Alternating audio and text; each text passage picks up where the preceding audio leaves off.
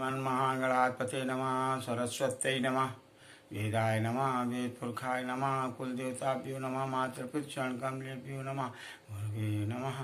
सच्चिदानन्दरूपाय विश्वोपत्यादिहेतवे तापत्रय विनाशाय श्रीकृष्णाय वयं नमः। नारायणं नमस्कृत्य नरं चैव नरोत्तमं देवीं सरस्वतीं व्यासं ततो जयमुदीरयेत्। बोलो भगवान सच्चिदानंद रूप भगवान की जय हो। समस्त भगवत भक्तों, सज्जनों, भगवत प्रेमियों, नित्य की भांति भक्ति, ज्ञान, वैराग्य और मोक्ष को प्रदान करने वाले, विवेक को बढ़ाने वाले, महत्व के संबंधित आपके सामने श्रीमद् भागवत के श्लोक हैं। कल मैंने 4 श्लोकों का वर्णन किया था। आज भी 18 से 21 तक श्लोकों का एक महत्वपूर्ण चित्रण आपके सामने है। आप उसे ध्यानपूर्वक सुने।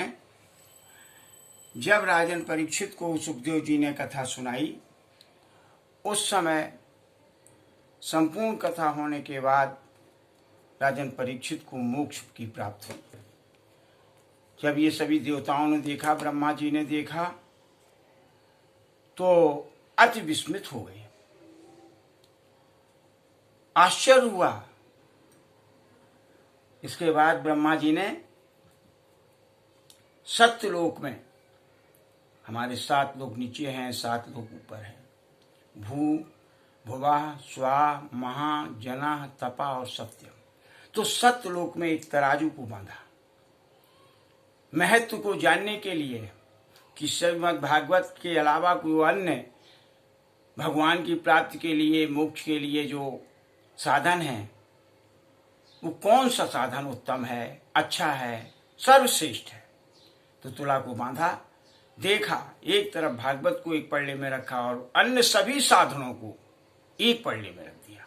एक तरफ सभी अन्य और एक तरफ श्रीमद् भागवत। तो देखिए, वो जो अन्य साधन थे वो नीचे पड़ गए।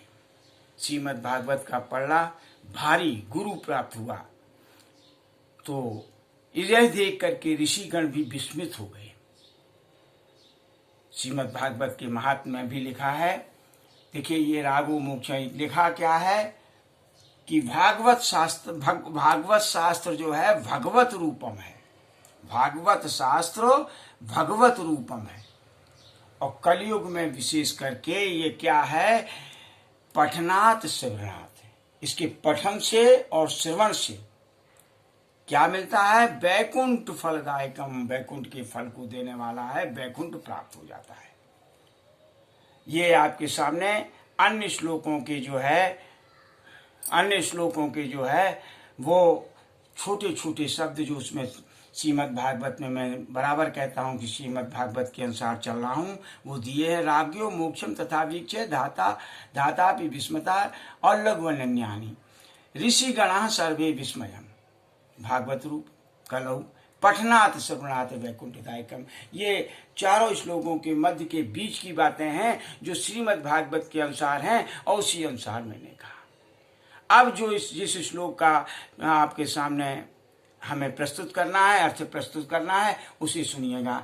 लिखा है, सप्ताहेन श्रुतम चेतते सर्वथा मुक्तिदायकम शनकाद्यै पुरा प्रोक्ता नारदाय दया परहि। सरलतम रूप यह है, सप्ताहेन श्रुतम चेतत सर्वथा मुक्तिदायकम शनकाद्यै पुरा प्रोक्ता नारदाय दया परहि। दया परायण चेतत सप्ताहेन श्रुतम सर्वथा मुक्तिदायकम पुरा दया परहि शनकाद्यै नारदाय प्रोक्तम। भावार्थ है, वैकुंठ के फल के साथ साथ या और शब्द का प्रयोग कर सकते हैं, ये सप्ताह यज्ञ के द्वारा सुने जाने वाली हर कथा, हर तरह से ये शब्द सर्वथा लगा है। सर्वथा शब्द के अर्थ को आप अच्छी तरह से समझ सकते हैं। ये निश्चयात्मक भी है और हर तरीके से मुक्ति को देने वाला है। निश्चय रूप से मुक्ति को प्राप्त हो गई। इसलिए सर्वथा शब्द का चाहे किसी तरह से आप अर्थ लगाएं, लेकिन ये है कि मुक्ति के को निश्चयात्मक बना देता है कि निश्चित ही प्राप्त होगी। अब सकता है कि निश्चित कहाँ से हुआ, निर्धारित कहाँ से हुआ जो है, अब वो आपको ये समझना चाहिए कि सनकादि कौन, दया पर ही, दया परायण, दया की अवधारणा को रखने वाले, दया से युक्त तो हर प्राणी पर दया करने वाले सनकादियों ने सबसे पहले जो है पूरा नारदई प्रोक्तम, नारद से कहा था, नारद को सुनाया था। इस तरह से इस श्लोक का, पूर्ण श्लोक का आपका अर्थ हुआ। भगवत प्रेमियों, सज्जनों, श्रीमद् भागवत हमेशा हर तरह से भगवत रूप है, इसका घर में रह करके रखना चाहिए, सिंहासन पर रखो आप जो है, फिर उसका नित्य पूजन करो। नित्य पूजन करने से ये मानिए कि भगवान विष्णु का, भगवान परब्रह्म परमात्मा का, भगवान श्री कृष्ण का मैं नित्य पूजन कर रहा हूँ। आपको इससे क्या प्राप्त होगा मैं पूर्व में भी बता चुका हूँ, आज भी श्लोक के माध्यम से बताया।